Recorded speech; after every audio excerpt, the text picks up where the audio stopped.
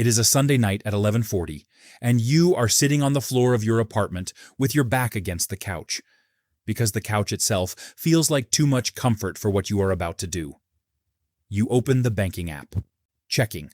$340. That is not after this month's rent. That is everything. You are 29 years old, and $340 is the total sum of 8 years of paychecks. Your salary is $61,200 a year. After taxes, that's $3,890 a month. Rent takes $1,450. Car payment, $310.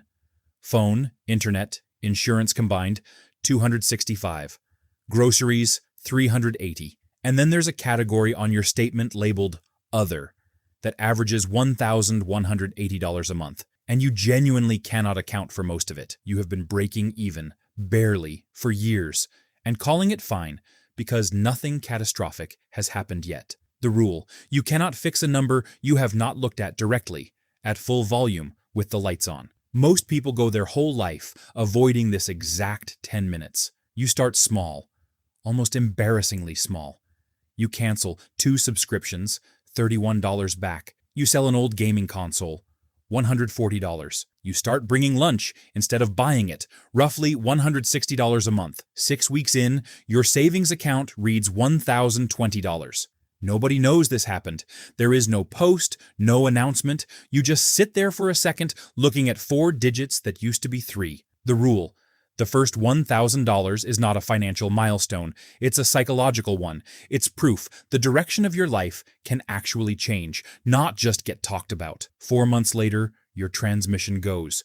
The mechanic says $1,900. You sit in the waiting room and you do the math you've never been able to do before. You have it. You pay it. You don't put it on a card. You don't spiral. You don't lie awake calculating minimum payments. It's just money leaving an account for a reason money exists. The rule: an emergency fund isn't caution. It's the thing standing between a bad week and a bad 2 years. You rebuild it. You automate $350 a month into an index fund on the 3rd of every month before you can talk yourself out of it. The market drops 16% that winter.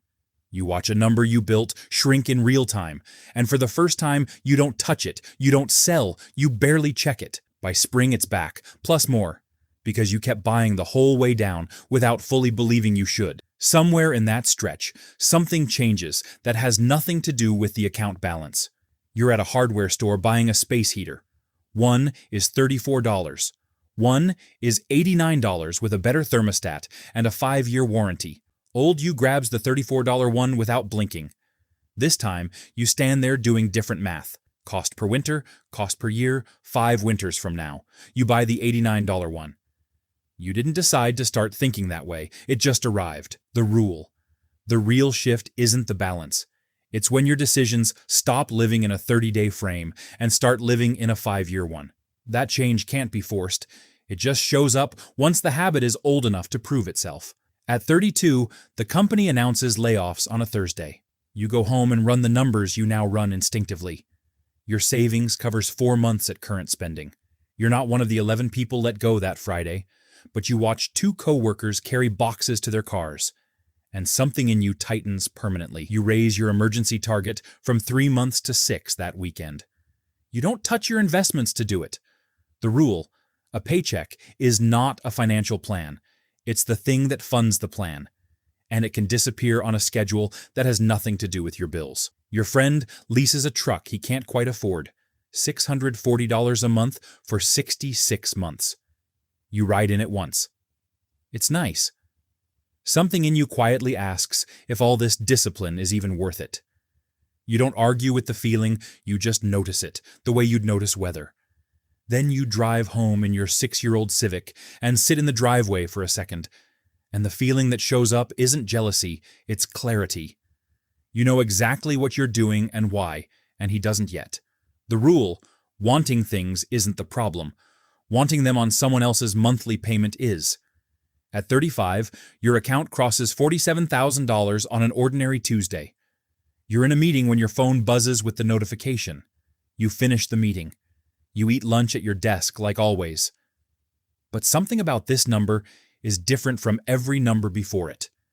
At 7%, it's now generating close to $3,300 a year without you adding a single dollar. The machine, quietly, has started running itself. The rule: the money you save funds the future, but the money that starts working on its own is what actually builds it. Your mother calls on a Sunday about her water heater, $1,400 she doesn't have.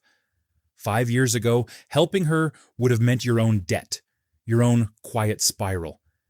This time, you just say, "I've got it." Transfer it Monday, and don't think about it again. That sentence, said without hesitation, is worth more to you than the number in the account that made it possible. The rule: wealth isn't a balance. It's the option to say yes to the people you love without it costing you your own ground. You turn 39 on a normal Tuesday.